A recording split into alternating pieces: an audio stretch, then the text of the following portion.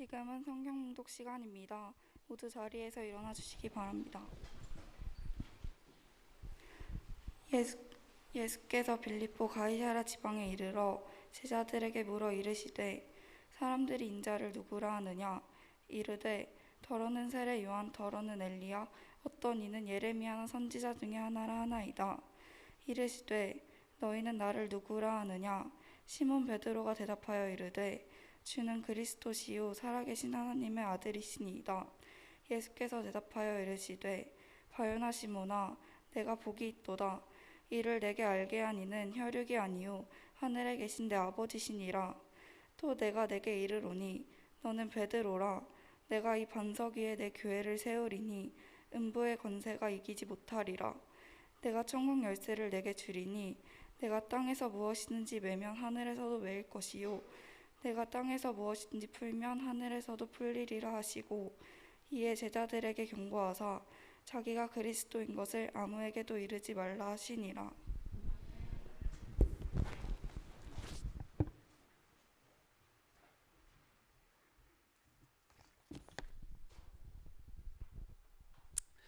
네, 여러분 안녕하세요.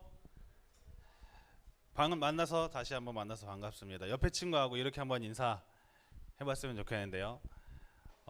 학교 가느라 수고 많았어라고 한번 좀 같이 격려합시다.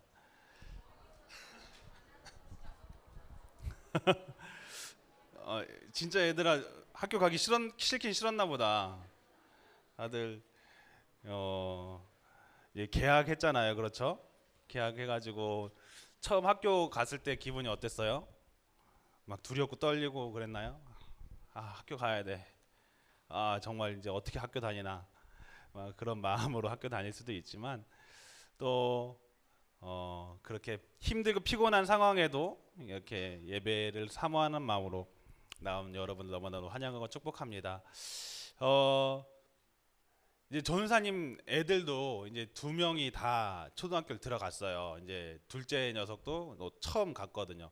보내고 나니까 이게 아내가 하는 말이 굉장히 울컥하다고 하더라고요. 왜 울컥하지 했는데 그 동영상을 딱 보내왔는데 뭔가 애들을 전쟁터에 내보낸 느낌이야. 이렇게 애가 잘 할 수 있을까? 얘가 이제 친구랑 잘 관계를 맺을 수 있을까? 선생님과의 관계는 괜찮을까? 막 여러 가지로 막 신경이 쓰이는 거야. 여러분들의 그걸 보면서 진짜 우리 고등마을 친구들 대단하다. 그런 전쟁터와 같은 학교 생활을 뚫고 지금까지 성장해 온 거잖아요, 그렇죠? 자, 우리 다시 한번 우리 옆에 친구들을 수고했다고 박수로 한번 격려했으면 좋겠어요. 네, 여러분들 정말 대단한 지금 어떻게 보면 일행을 아니면 그런 삶을 지금 살아가고 있는 것 같습니다. 오늘 예배를 통해서 여러분들의 마음이 다시 한번 좀 이렇게 회복되고 힐링이 될 수 있었으면 좋겠어요. 함께 나눌 말씀이 관계의 시작, 이제 고백이라는 말씀을 함께 좀 말씀을 나누려고 하거든요. 모든 게 인간은 혼자서는 살아갈 수 없는 동물이라고 하잖아요, 그렇죠? 사회적 동물이다. 너무나도 많이 이제 들어왔던 말이에요. 그래서 모든 사람들은 관계를 맺으면서 살아갈 수밖에 없는데 그 관계의 시작이 무엇일까? 이제 함께 좀 나눠보려고 합니다. 그걸 또 신앙적으로 우리에게는 어떻게 이렇게 접목할 수 있을까? 관계를 일단 맺혀지기 위해서는 서로에 대한 신뢰도 필요하고 믿음도 필요하죠. 그 사람과의 관계도 마찬가지지만 신앙도 마찬가지예요. 믿음이 있어야 되고 그 안에서 이제 믿음이 자라나는 거죠. 여러분들은 하나님을 믿기 때문에 이 자리에 모인 거겠죠, 그렇죠? 혹은 아직 모르겠어요.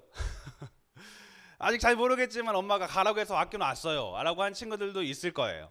전도사님도 여러분만 한때 그런 시기가 있었어요.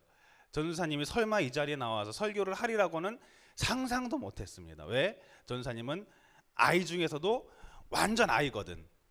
그래서 다른 사람들 대중 앞에서 서는 거를 극히 꺼려하는 스타일. 그래서 항상 보면은 이렇게 구석 자리에 항상 앉아 있고 얘가 있는지 없는지 모르는 스타일 있잖아요. 딱 교회나 공동체 갔을 때 이렇게 박세준이라는 학생이 있었어? 약간 이런 스타일. 보통 이제 튀는 아이들이 있잖아요. 인싸라고 하죠. 전도사님은 굉장히 이렇게 약간 이렇게 약간 투명 인간 같은 존재였어요. 그래서 누군가의 앞에서 설교를 한다 상상도 못하는 삶을 사람이었는데 하나님이 이렇게 훈련을 시키시더라고요. 아마 여러분들도 그런 과정을 거칠 거예요. 하나님을 알아가는 과정, 그런 과정 속에서 하나님과의 친밀도를 키워가는 거죠. 그래서 하나님을 안다는 게 도대체 무엇일까, 그리고 믿는다는 게 무엇일까, 시간 좀 말씀을 통해서 나눠보려고 합니다. 어느 무신론자 교수님이 크리스찬 학생이 이제 들어와서 무신론자 교수님이 수업을 하는 걸 들은 거예요. 이제 과학 교수님이었는데 한창 막 열변을 토하시면 뭘 얘기하냐면 신은 없다 이렇게 계속 이야기를 한 거죠. 그래서 그 왜 신을 없냐라고 이제 그것을 요약하면 그거예요. 왜 보이지도 않는 신이 있다고 하냐? 그거는 인간의 나약함이 만들어낸 환상이다. 그러니까 신은 절대 존재하지 않는다. 신이 있었다면 지금 눈앞에 나와봐야 되는 거 아니냐? 이런 식으로 계속 이야기한 거죠. 그래서 이 크리스찬 학생이 너무 이제 화가 나는 거예요. 열불이 나는 거죠. 그래서 손을 번쩍 들고 이야기를 했어요. 교수님, 하나님이 눈에 보이지 않는다고, 하나님의 존재가 보이지 않는다고, 없다고 하는 것은 옳지 않은 것 같습니다. 그러니까 교수님이 이야기한 거죠. 그러면 한번 보여줘 봐라. 네가 믿는 그 하나님, 신이 있음을 한번 지금 보여줘 봐라, 증명해 봐라, 이렇게 이야기를 한 거예요. 그러니까 그 학생이 그 말을 듣고 되게 이제 머뭇거린 거죠. 어떻게 보여줄 방법이 없으니까. 하나님 지금 임재하여 주시옵소서. 엘리야처럼 불을 확 내릴 수도 없는 노릇이고, 그렇죠? 그러니까 이제 교수님이 그 학생의 모습을 보면서 그거 봐라. 그건 인간의 나약함이 만들어낸 그냥 허상에 불과한 거다. 이렇게 이야기했어요. 그러니까 이 학생이 잠시 머뭇거리다가 이제 호흡을 가다듬고 이렇게 이야기합니다. 교수님 말씀대로 보이지 않는다고 보이지 않는 걸로 인해서 존재하지 않는다고 이야기한다면 지금 이 강의장에 있는 모든 사람들에게는 지금 뇌가 없는 겁니다. 이렇게 이야기한 거예요. 그러니까 다 웅성거리기 시작한 거예요. 뭔 소리야? 뭐 헛소리 하고 있어? 막 이런 거죠. 그리고 그 학생이 이제 침착하게 이야기한 거예요. 지금 이 자리에 있는 사람 중에서 뇌가 있음을 머리를 열어서 확인해서 본 사람은 아무도 없을 겁니다. 있다고 해도 정말 극소수에 불과할 겁니다. 그런데도 우리가 머리를 열지도 않고도 뇌가 있다고 우리가 믿고 있는 이유는 우리가 눈으로 봐서 믿는 것이 아니라 우리의 움직임과 우리의 활동이 뇌가 있음을 증명해주고 있기 때문입니다 라고 이야기를 했어요. 여러분, 이 자리에 있는 친구들 중에서 자신의 뇌를 뚜껑을 열어서 본 친구 있나요?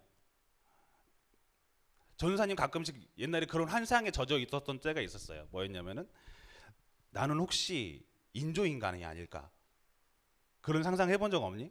초등학생 때 전사님 뼈가 크롬으로 된 줄 알았어. 안 부러지는 크롬. 그래서 나는 약간 이렇게 늑대인간 같은 스타일, 막 뼈가 한 번도 부러져 본 적이 없었거든 옛날에는. 그래서 나 진짜 뼈가 통뼈라서 엄청 튼튼한 거 아니면 내 뼈가 약간 크롬이 아닐까, 약간 그런 공상이 젖은 적이 있었어요. 그러다가 한번 이렇게 손가락이 부러진 적이 있었거든요. 그때 알았지. 나는 그냥 평범한 인간이었구나. 여러분들 머리를 열어서 내 뇌가 있음을 본 친구는 별로 없을 겁니다. 그런데도 우리는 알고 있죠. 나에게 뇌가 있다는 것을 알고 있죠. 어떻게 알고 있죠? 지금 내가 생각하고 있고, 그렇죠? 숨 쉬고 있고, 이 자리에 나와서 지금 엉뚱한 상상을 하고 있는 것 자체가 뭐예요? 나한테 뇌가 있구나라는 증거인 셈이에요. 여러분, 하나님이 우리 눈에는 보이지는 않지만 그분이 우리와 함께 하신다는 증거는 어디에 있죠? 이 거대한 우주가 완벽한 규칙을 가지고 운행되고 있다는 것 자체가 하나님이 살아계시다라는 증거라는 거예요. 하나님이 살아계시다는 증거. 전사님 그때 얘기했죠. 전사님이 거북이를 키우기 시작했다고. 거북이를 키우기 시작했던 중요한 이유 중에 하나는 간단해서 키우기 시작한 거고, 그리고 또 한 가지가 있었어요. 뭔지 아세요? 밥값이 안 들어. 어느 정도 안 드는 줄 아니? 전사님은 그냥 리뷰를 보고 거북이 키우는데 밥값이 안 된다고 하길래 그러면 뭐 한 달에 5,000원 정도 들까? 사료값이? 이렇게 생각했는데 깜짝 놀란 게요. 거북이를 키운다고 이제 사료를 주는데 요만한 통을 줘요. 요만한 원통 통을 주는데 그 안에 이제 한 쌀알만한 사료가 여러 개가 엄청 많이 들어가 있거든요. 근데 이 거북이가 하루에 얼마나 먹는 줄 아세요? 5살도 안 먹어요. 처음에는 많이 줘서 5살 주는 거고, 처음 샀을 때 그 마트 아줌마가 그렇게 이야기해요. 얼마 주면 돼요? 사료 얼마나 주면 돼? 얘기했더니 2알만 주면 된다는 거예요. 그래서 내가 깜짝 놀라. 네? 다시 보는. 한 번에 2알이요? 한 끼 하루에 3번 주는데 2알씩 6번 주면 돼요? 이렇게 물어봤어요. 그랬더니 하루에 2알이래. 그래서 얘네들이 이거 먹고 살 수 있나 해서 전선생님이 불안해서 5알씩 그냥 주는 거야. 근데 2알씩만 먹어도 산대. 그랬더니 알고 봤더니 또 리뷰를 보니까 얘가 더 크면은 이틀에 한 번씩 먹이를 주래. 그럼 뭐야? 이 5,000원짜리 통 하나로 1년을 넘게 먹을 수 있는 거야. 대박이지 않니? 우린 보통 한 끼에 5,000원도 모질라잖아. 근데 이 거북이는 한 통으로 1년을 넘게 먹일 수 있는 거. 그거 보면서 와, 대박이다. 너희들 진짜 가성비 진짜 갑이구나 생각을 했어요. 근데 거기까지 좋았는데 생각보다 이 거북이를 키우는데 여러 가지 조건을 맞추기가 쉽지가 않은 것들이 있었어요. 뭐냐면은 뭐 환경 조건을 맞춰야 되니까 수온을 27도에다 맞춰야 되고, 그러니까 이제 히터기도 설치해야 되고, 그 여과기도 설치해야 되고, 램프 등도 설치해야 되고, 어항도 설치해야 되고 이래야 되잖아요. 그러니까 다 지출하니까 거의 20만 원 돈이 나오더라고. 그리고 거북이 값도 있죠, 그렇죠? 거북이가 한 마리 25,000원이었어. 생각보다 지출이 많았어요. 여러분, 그래서 지금 거북이가 물론 키우다가 한 마리가 죽었지만, 그리고 아들내미 모르게 이렇게 다시 마트에서 이렇게 갈아치웠지만 2마리가 지금 어항에서 살고 있거든요. 근데 이 거북이 2마리가 전사님이 그걸 키우면서 느끼는 것은, 야, 이 별거 아닌 거북이 1년에 5,000원도 먹이값도 안 되는 이 거북이들 키우는데도 이렇게 손이 많이 가는데, 이런 환경을 조성해 줘야 되는데, 이 우주를 운행하시는 게 그냥 어쩌다 그냥 방치해 놓는다면은 이게 우주가 운행이 될까? 안 되겠는 거야. 아무리 생각해도 그건 불가능한 거예요. 이 우주를 운행하기 위해서 전사님이 어항에 히터기를 설치한 것처럼, 램프 등을 설치한 것처럼 태양이 있고요. 그리고 푸르른 나무들이 있고요. 그것이 우리들에게 산소를 공급해 주고요. 우리가 인간이 살아가게, 그리고 온 동식물이 살아가게 완벽한 조건을 하나님께서 만들어 주셨다는 거죠. 그래서 마태복음 6장 26절에 보면은 이렇게 말씀하시죠. 공중의 새를 보라. 심지도 거두지도 않고 창고에 모아 들이지도 아니하되 너의 하늘 아버지께서 기르시나니 너희는 이것보다 귀하지 아니하냐. 하나님이요, 정말 심지도 않고 거두지도 않는 창고에도 먹이를 넣지도 않는 참새도 하나님께서는 그것을 돌보시는데 너희들은 더 귀한 너희들을 그냥 두겠냐, 이렇게 말씀을 하시는 거예요. 여러분, 그걸 기억하세요. 여러분들이 하나님을 인정하건 인정하지 않건, 세상 사람들이 하나님을 인정하건 인정하지 않건, 하나님께서는 살아 존재하시는 분이시고 우리 삶 속에 깊이 관여하시는 분이시다라는 것을 여러분들이 기억했으면 좋겠습니다. 아멘. 여러분, 사람들이 하나님의 존재를 부인한다고 해서 하나님이 존재하지 않는 것이 아니에요. 전사님이 어렸을 때 베르나르 베르베르의 개미라는 소설책을 한창 막 읽어서 막 다 독파했었어요. 중학생 때. 베르나르 베르베르 개미 읽어본 친구 있어요? 읽어봤어? 되게 옛날 소설이라서 요즘 친구들은 모를 수도 있어. 전사님이 한창 중학생 때 읽었던 소설이거든요. 거기에 보면 이제 개미와 인간 세상에 관한 이야기예요. 그래서 개미가 나중에는 막 인간의 세계에 막 도전을 해. 개미 두뇌가 장난 아니게 막 똑똑하게 나와요. 개미가 막 생활하는데 그 개미가 인간을 호칭하는데 뭐라고 부르냐면 손가락이라고 이야기해. 손가락. 왜 그러냐면 개미가 너무 작으니까 손가락밖에 안 보이니까 인간을 손가락이라고 부릅니다. 근데 실제로요, 개미는요, 인간을 볼 수가 없대요. 인간을 볼 수가 없는 이유가 뭘까? 너무 커서. 개미 입장에서는 사람이라는 존재가 존재하는지 모르는 거야. 왜? 너무 크니까. 뭔가 위에서 팡 밟아버리면 이게 사람이 밟았다가 아니라 뭔가 큰 게 나를 짓눌렀다, 이렇게 생각하는 거지. 개미가 가고 있는 손바닥을 탁 막으면 사람이 막았구나가 아니라 뭐예요? 갑자기 벽이 눈앞에 탁 생기는 거야. 그냥 개미 입장에서는. 그러니까 사람을 겁내지 모르니까, 사람이라는 거 보니까 막 몸을 이렇게 기어 다니는 거잖아요. 이게 사람인지 건물인지 나무인지 모르고 그냥 막 기어 다니는 거잖아요. 여러분, 이 개미 입장에서도 사람이 보이지가 않는데 생각해 보세요. 우리 인간이 하나님을 본다는 게 얼마나 교만한 도전이에요. 우주보다도 크신 하나님을 우리 눈으로 본다, 우리 작은 이 두 눈에 담는다? 사실 불가능에 가깝다고 생각이 들어요. 이미 하나님은요, 여러분 기억해야 될 것은 온 우주를 품으시는 분이세요. 지금도 우리와 가장 가까이 계시는 분이 하나님이세요. 그래서 지금도 우리와 함께 하시고 우리 안에 계시는 분이 하나님을 여러분들이 느꼈으면 좋겠습니다. 아멘. 여러분들은 그런 하나님과 함께 하고 계시나요? 그런 하나님을 인정하고 하나님을 받아들이고 계시나요? 분명한 건 여러분 인정하건 인정하지 않건 하나님을 존재한다고 얘기했어요. 그럼 그 하나님과 함께 하고 있느냐라는 거죠. 자, 먼저 그 첫 스타트는 인정입니다. 그리고 인식이, 하나님을 인식하기 시작하고 인정하기 시작하는 것에서부터 모든 신앙은 출발을 해요. 그래서 여러분 수련회 가서 가장 중요한 건 내가 하나님 만났어요. 이게 중요한 게 뭐냐면 막 뜨겁게 기도해가지고 막 눈물 펑펑 나가지고 그냥 뭔가 감동이 오고, 이게 하나님 만난 게 아니야. 착각하지 마세요. 그건 감동일 수는 있어. 그러고 나서 다 똑같잖아. 나중에 돌이켜보면 하나님 만난 건가 싶잖아요. 가장 중요한 첫 단계는요, 인정이에요. 하나님을 인정하는 거. 그분이 메시아구나, 그리스도다라는 걸 인정하는 거.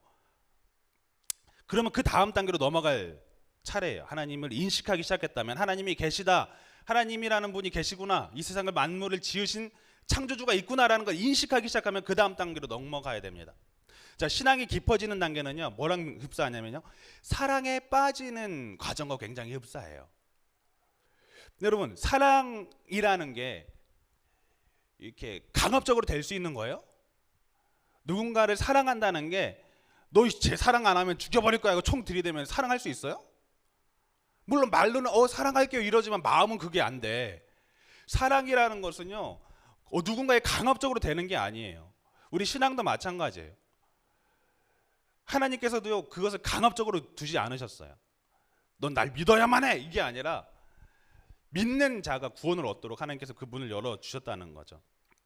그래서 사랑에 빠지는 그 단계를 보면은요, 인식하기 시작하고 그 위에 교백이 있습니다. 그리고 그 다음에 교제가 시작이 되죠. 이게 사랑에 빠지는 과정이에요. 누군가가 인식이 되기 시작하는 거예요. 눈에 띄기 시작하는 거예요. 안 보이던 사람이었는데 보이기 시작해. 그렇죠? 오늘 찬양팀 마스크를 다 벗었더라고요. 저는 깜짝 놀랐어요. 너무 분위기가 다르더라고. 되게 답답해 보였었는데 예전에 이제 텅 뚫렸어. 마스크 다 벗으니까 이제 외모가 다 드러나잖아요. 그러면서부터 저 누나 너무 이쁘게 생겼다. 예전에는 몰랐는데 그 순간 어떻게 인식이 되는 거야. 그냥 그 중에는 그냥 등장인물 1, 등장인물 2 정도 수준이었는데, 아니면 있었는지 없었는지도 몰랐는데 어느 순간 눈에 밟히기 시작하는 거예요. 눈에 들어오기 시작하는 거예요. 인식이 되는 거예요. 그 다음 단계는 뭐예요? 여러분, 그 다음 단계는 고백으로 넘어가야 되는 단계죠. 그래서 인식하기 전에는 상대방은 나에게 별다른 의미도 별다른 존재도 아니었지만, 그 사람이 상대방이 나의 눈에 띄기 시작한다면 그 순간부터는 그 존재가 자꾸 눈에 밝힙니다. 그래서 김춘추의 꽃이라는 시가 있잖아요. 여러분 너무 잘 아는 시잖아요. 뭐예요? 내가 그의 이름을 불러주기 전에는 그는 다만 하나의 몸짓에 지나지 않았다. 내가 그의 이름을 불러줬을 때 그는 나에게 다가와 뭐가 됐다? 꽃이 됐다. 연애할 때 써먹으세요.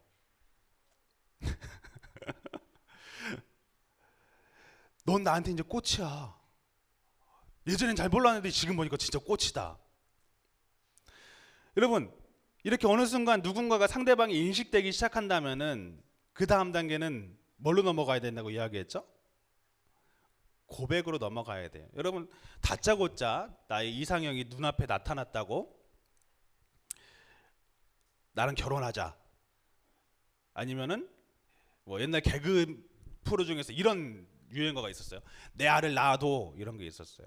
그랬다가는 어떻게 되죠? 바로 그냥 철컹철컹이죠. 미쳤나봐 이러면서 이제 잡혀가는 거예요. 모든 관계는요, 관계의 시작은 고백에서 시작이 됩니다. 서로 인식하고 있다고 해도 고백하지 않으면 그냥 모르는 사람이 남이에요. 남남이에요. 어떻게 보면 짝사랑으로 끝날 수도 있는 거죠. 여러분, 사랑합니다라는 고백 없이 결혼한 우리 목자님들 계십니까? 다들 결혼하신 목사님들께서는 사랑의 고백을 받으셨잖아요. 물론 프로포즈를 안 하고 결혼하신 분들도 종종 있다고 하시더라고요. 전사님은 그 피드백을 들었어요. 세준아, 너 지금 결혼하려고 하는데 꼭 프로포즈는 해라. 안 그러면 일평생이 피곤하다. 그래서 뭐 간혹 이제 그렇게 이야기 왜 그러나 했더니 이제 드라마 같은 데 보면 가끔 프로포즈하는 장면이 나오잖아요. 그러면은 그 선배가 슬그머니 방으로 이제 안방으로 도망간대. 결혼한 선배가. 왜? 째려보니까 아내가 전 양반은 한 번도 나한테 프로포즈도 안 했는데 하면서. 그러니까 결혼 내내가 너무 피곤하다는 거야. 그러니까 꼭 프로포즈는 하라고. 그래서 전사님도 결혼하자고 고백은 했지만 또 뭐 했어요? 한국 문화가 원래 프로포즈가 외국 문화잖아요. 프로포즈가 결혼하자는 고백이잖아요. 그런데 또 프로포즈를 한 거야. 카페 빌려가지고 촛불 이렇게 쭉 깔고, 물론 그 카페가 교회에서 운영하는 카페에서 공짜로 빌렸어요. 거기에서 이제 촛불 깔고 거기에서 이제 말도 안 되는 그냥 이렇게 이벤트를 했죠. 지금 보면 오글거려서 못할 것 같아. 근데 그때 기억이 있어가지고 전사님도 그냥 프로포즈한 장면 하면 뭐 떵떵거릴 수 있는 거지. 잘하네, 그냥 뭐 저 정도는 뭐 나도 했던 거니까 하면서. 여러분, 이런 고백할 단계가 있기 때문에 나중에 이제 관계가 어떻게 죠? 결혼까지 꼬리날 수가 있었던 거예요. 마찬가지로 하나님을 인식하기 시작했다면은 그분과의 관계가 시작되기 위해서 꼭 해야 되는 것이 바로 이 고백이라는 단계예요. 무엇을 고백해야 될까요? 먼저는 내가 죄인임을 고백하는 회개의 고백이 있어야겠죠. 그렇죠? 내가 죄인입니다. 주님, 지금 보니까 저는 당신과 어울리지 않는 고백입니다. 고백입니다. 죄인입니다. 그래서 베드로도 예수님을 만나자마자 고백하잖아요. 주님, 저를 떠나세요. 저는 죄인입니다. 라는 고백이 있잖아요. 저는 죄인입니다라는 고백이 있어요. 두 번째는 뭐예요? 주님을 나의 주인으로 고백하는 신앙의 고백이 있어야 된다는 거예요. 신앙의 고백. 쉽게 말하면 여러분, 신앙 고백이라는 것은요, 사랑 고백과도 동일한 말일 거예요. 여러분에게 있어서 예수님은 어떤 분이신가요? 그분을 어떻게 표현할 수가 있겠어요? 어떻게 고백할 수가 있겠어요? 오늘 본문을 보니까 베드로의 신앙 고백이 적혀 있습니다. 예수님께서 빌립보 가이사랴라는 지역을 지나가고 계셨는데 갑자기 제자들에게 이렇게 물으시는 거예요. 얘들아, 사람들이 나를 뭐라고 하더냐? 이렇게 물으신 거예요. 그러니까 제자들이 대답하는 거예요. 예수님, 어떤 이들은 침례 요한이라고 하고, 어떤 이들은 엘리야라고 하고, 어떤 이들은 에레미야나 뭐 선지자라고 이야기합니다. 이렇게 이야기했어요. 여러분, 이게 엄청난 극찬이거든요. 그 당시에 선지자 중에 최고라고 뽑는다면 엘리야 선지자였어요. 왜? 죽음을 보지도 않고 하나님 나라에 갔던 엘리야 선지자. 정말 선지자 중에서 정말 선지자다, 이렇게 극찬받았던 사람이거든요. 그 당시에 또 정말 존중받았던 인물이 누구냐? 침례 요한이었습니다. 그러니까 예수가 누구냐? 막 침례 요한이다, 엘리야다, 막 이런 이야기 자체가 정말 예수님을 엄청나게 높이는 이야기거든요. 근데 예수님은 그 이야기에 만족을 못 하셨던 것 같아요. 그래서 제자들에게 다시 물으십니다. 그럼 너희들은 나를 뭐라 하느냐? 여기서 중요합니다, 여러분. 다른 사람의 신앙 고백은요, 어찌됐건 중요한 게 아니에요. 중요한 건 그럼 너희들은 나를 뭐라고 하냐? 이게 중요한 거예요. 예수님께서 지금도 물으십니다. 세준아, 넌 날 뭐라고 하니? 여러분들은 예수님을 뭐라고 하시겠어요? 여기에서 베드로가 정말 만점짜리 대답을 하게 되죠. 뭐라고 이야기하죠? 마태복음 16장 16절 다 같이 한번 봉독하면 시작. 시몬 베드로가 대답하여 이르시되 주는 그리스도시요 살아계신 하나님의 아들입니다. 이렇게 고백을 해요. 주는 그리스도시요 살아계신 하나님의 아들입니다. 이 고백에 예수님은 극찬을 하시면서 이렇게 이야기하십니다. 예수께서 대답하여 이르시되 바요나 시몬아, 내가 복이 있도다. 이를 내게 알게 한 것은 혈육이 아니요 하늘에 계신 내 아버지니라 하시면서 또 말씀하시죠. 또 내가 내게 이르노니 너는 베드로라. 내가 이 반석 위에 내 교회를 세우리니 은불 권세가 이기지 못하리라. 야 베드로야, 이 고백을 할 수 있는 거는 너의 어떤 부모님이 가르쳐서가 아니라, 너의 지식도 아니라 하나님이 알게 하신 거다.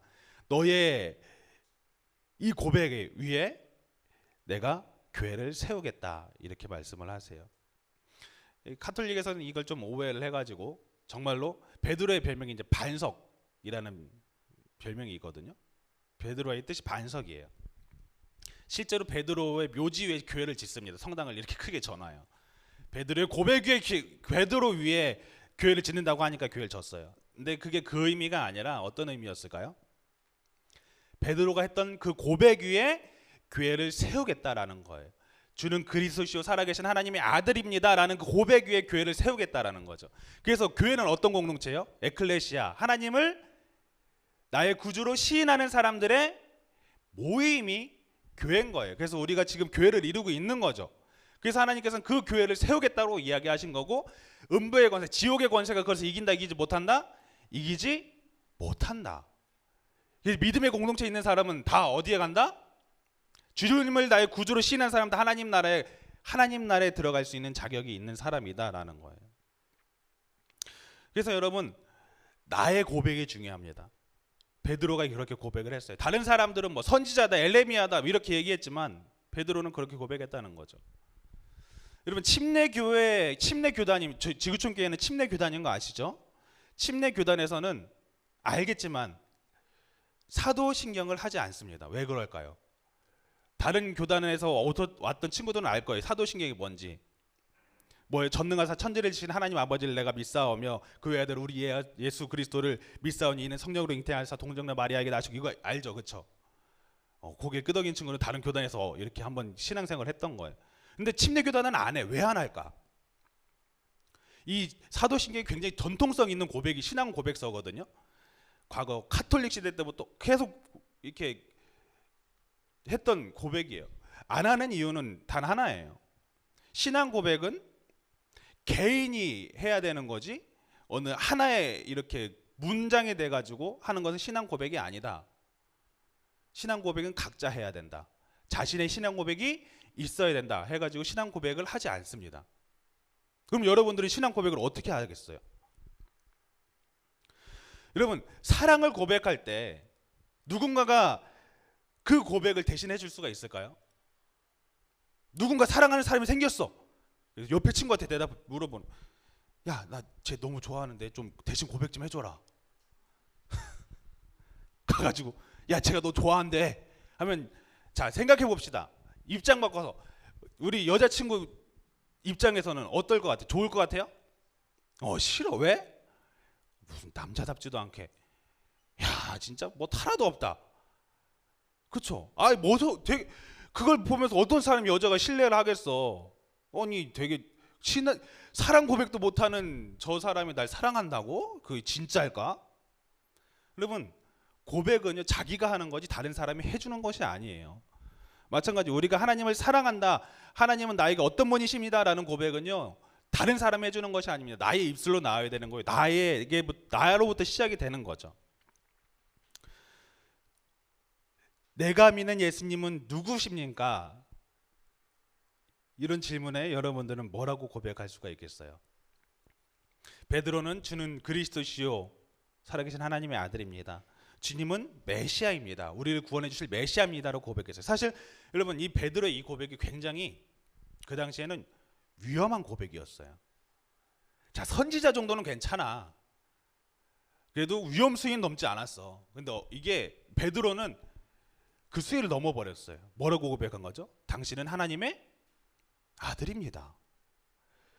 그 당시에 종교 지도자들이 들었다가는 진짜 펄펄 뛸, 잡아 죽여라, 신성모독이다, 들을 법한 고백이었다는 거죠.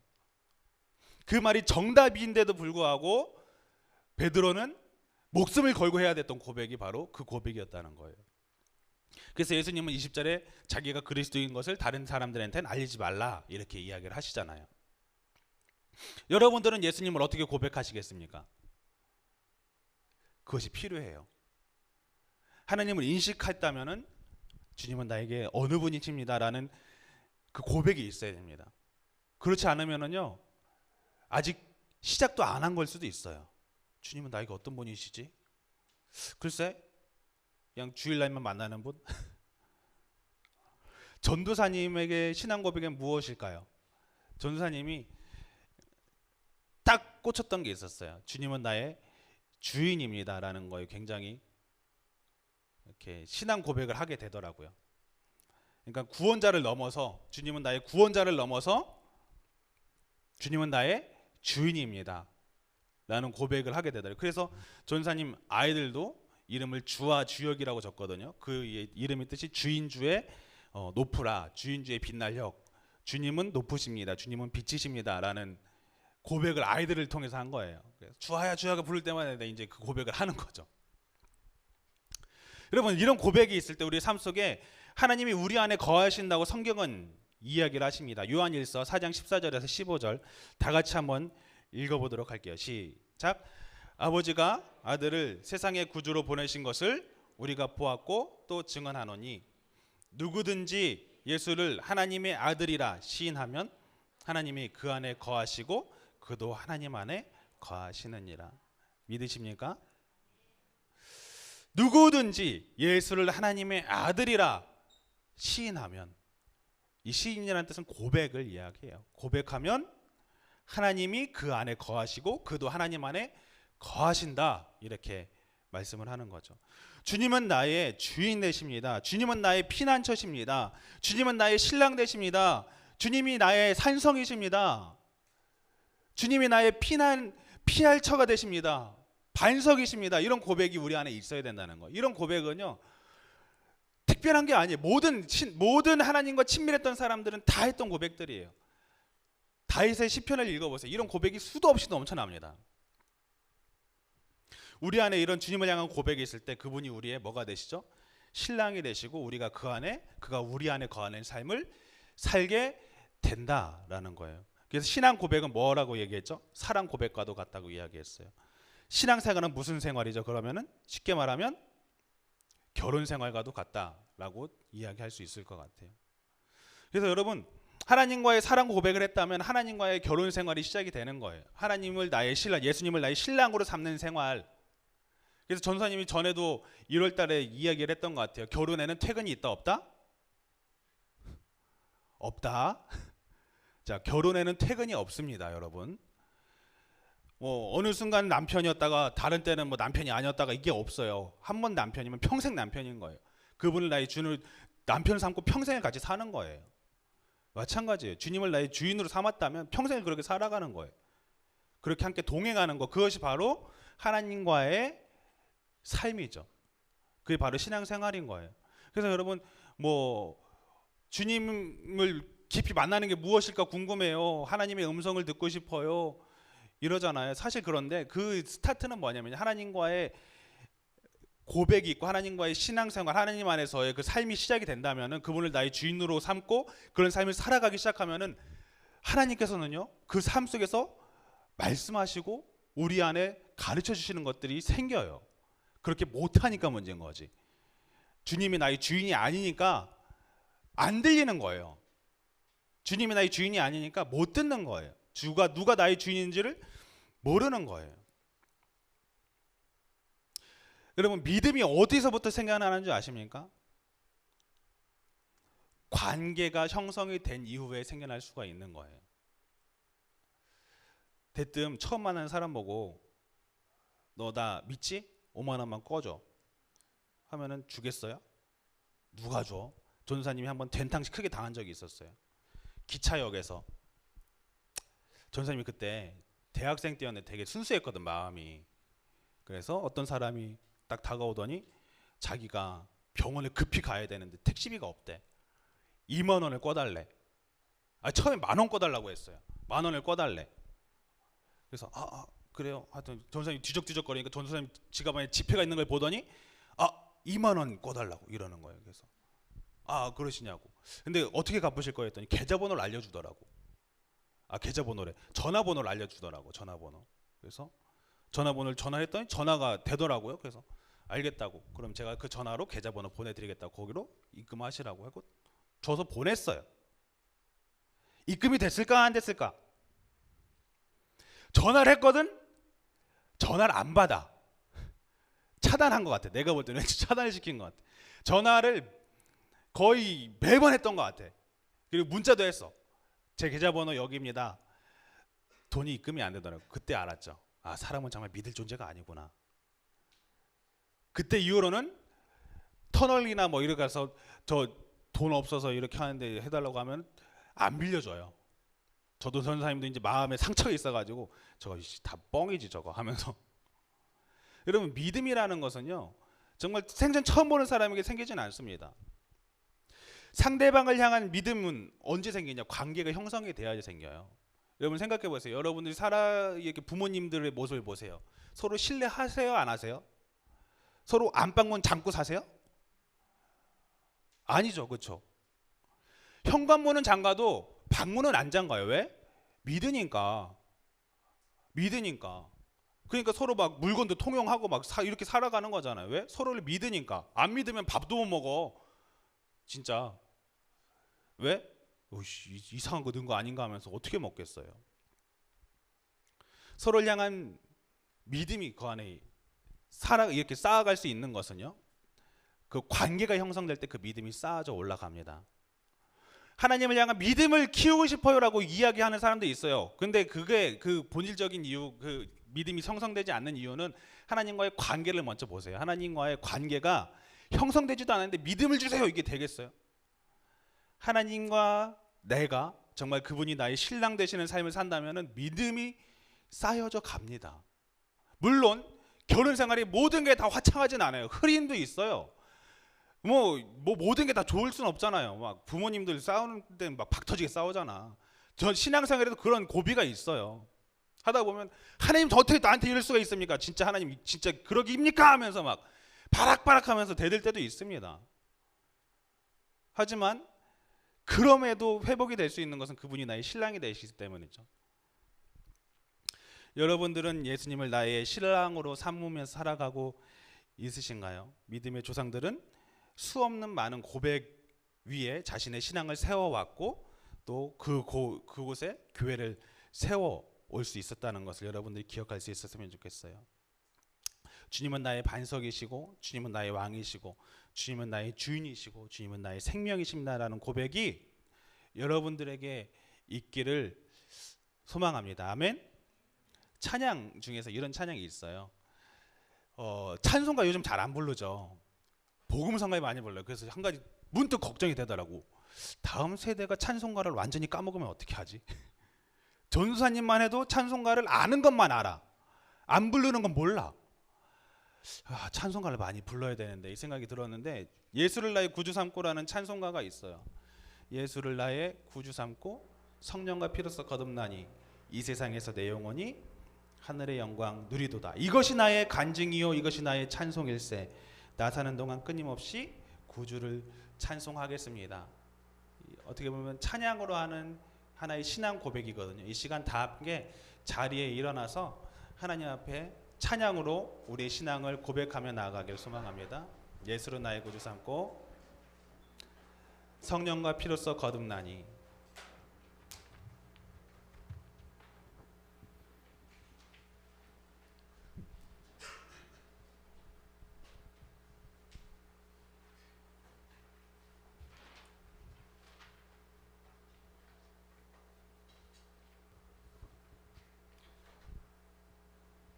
우리 안에 이런 신앙 고백이 좀 있길 소망합니다.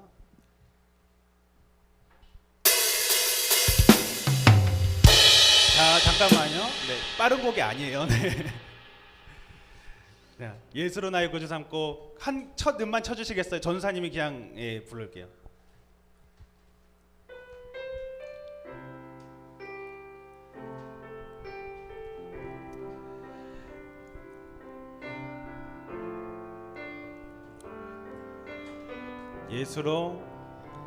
예수로 나의 구주 삼고 성령과 피로써 거듭나니 이 세상에서 내 영혼이 하늘의 영광 누리도다. 이것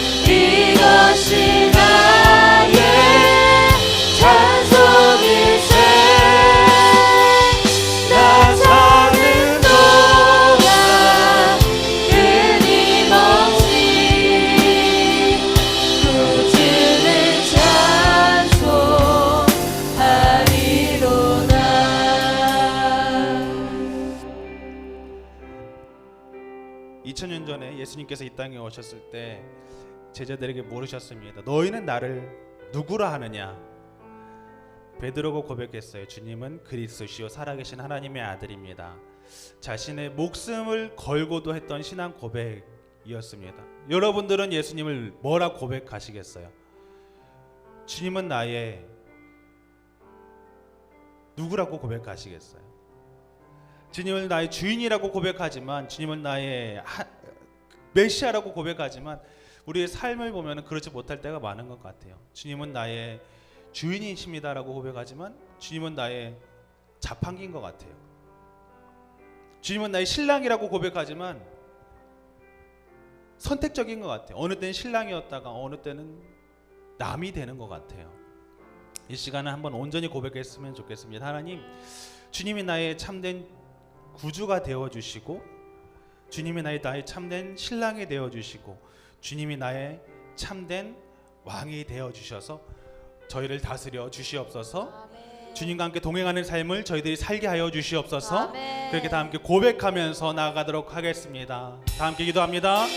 아버지 하나님, 주님이 나의 참된 왕이시오, 주님이 나의 참된 신랑 되심을 이 시간 고백하며 나아갑니다.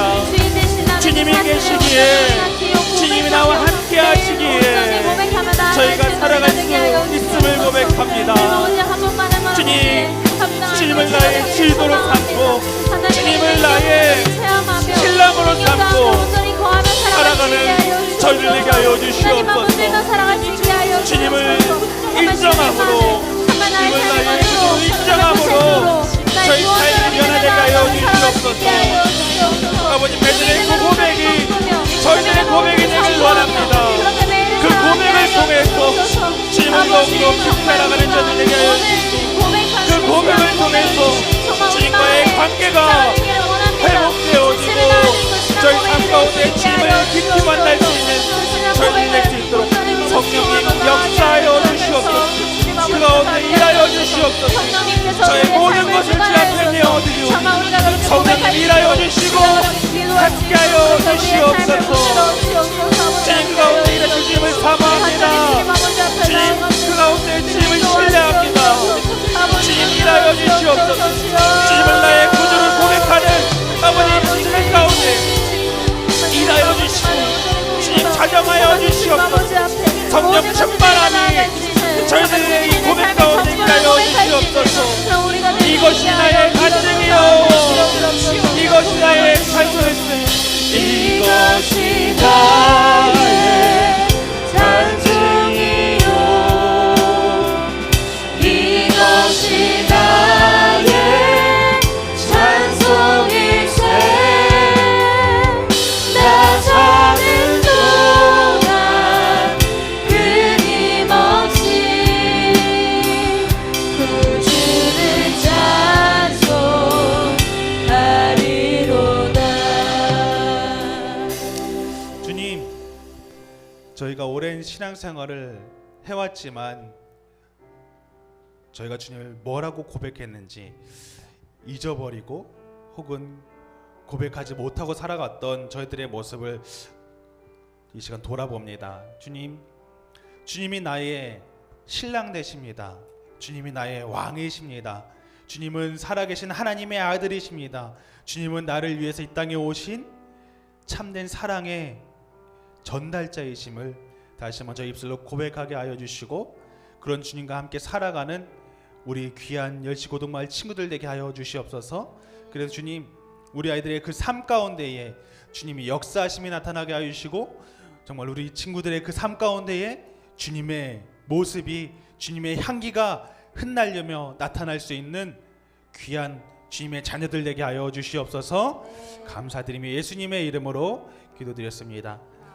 아멘.